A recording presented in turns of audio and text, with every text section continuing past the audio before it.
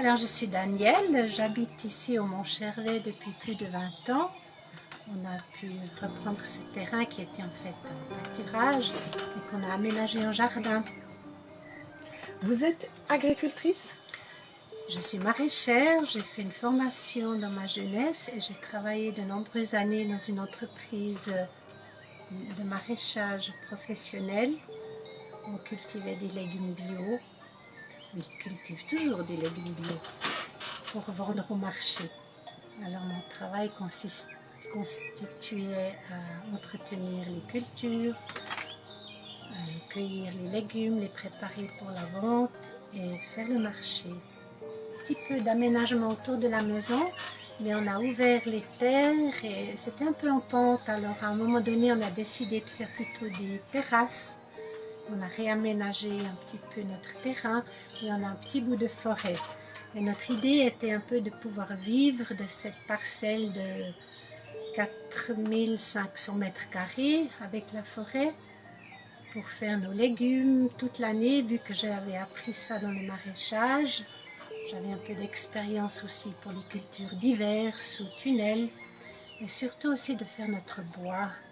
Chaque année, on peut abattre un arbre avec la permission du forestier et on peut faire notre bois de chauffage. C'était un petit peu ça qui nous motivait de vivre.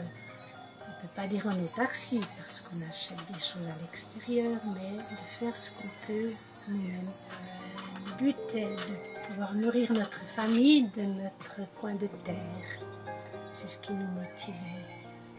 Vous aviez déjà des modèles de gens qui faisaient pareil ici en Suisse? Oui, dans ma jeunesse, c'est ce qui m'a aussi fait envie de cultiver. J'ai visité beaucoup d'endroits, des personnes qui vivaient en autarcie avec leur nourriture fraîche, maraîchère. Quand même un rêve.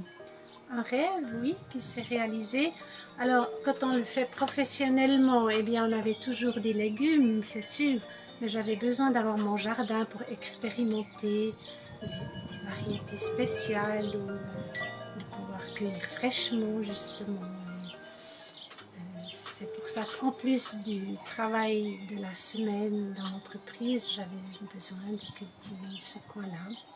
Peut-être aussi pour essayer différents engrais, différentes techniques, des engrais à base de plantes, des purins d'ortie, des choses qu'on ne faisait peut-être pas à grande échelle dans une entreprise maraîchère. Cultiver bio, c'est important pour vous? Oui, bien sûr que c'est important. On peut cultiver des légumes en mettant des apports chimiques. Le but, c'est quand on le fait soi-même, c'est justement de cultiver différemment de ce qu'on pourrait peut-être acheter en grande surface. Est-ce que tout le monde pourrait le faire? Oui, tout à fait. Dès qu'on a un coin de terre, et j'encouragerais les gens aussi. Parce que pour moi, le jardinage, c'est aussi toutes ces ambiances. C'est pas uniquement la rentabilité, la production. C'est ce bien-être d'être au jardin, les formes, les couleurs, les insectes, tout ce qui nous fait du bien aussi de côtoyer. C'est un peu une méditation. On peut dire, oui. On peut dire que c'est une méditation dans le sens que c'est thérapeutique.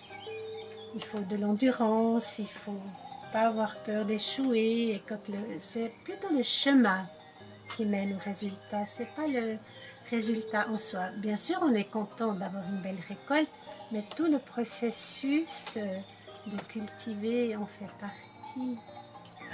Vous avez une famille. Qu'est-ce que vous souhaitez, quelles sont les valeurs que vous avez souhaité leur transmettre? Les valeurs que je voulais leur transmettre, c'est d'apprécier les légumes du jardin dans chaque repas. Et ils ont vraiment joué le jeu. Je ne les ai jamais forcés à jardiner, à aider, à travailler au jardin. Je voulais que ça vienne naturellement, que ce soit un plaisir pour eux. Et maintenant, je vois qu'ils sont adultes, ils ont continué ce chemin. Ils mangent tous beaucoup de légumes le plus frais possible. Et il me semble que ce but-là est atteint.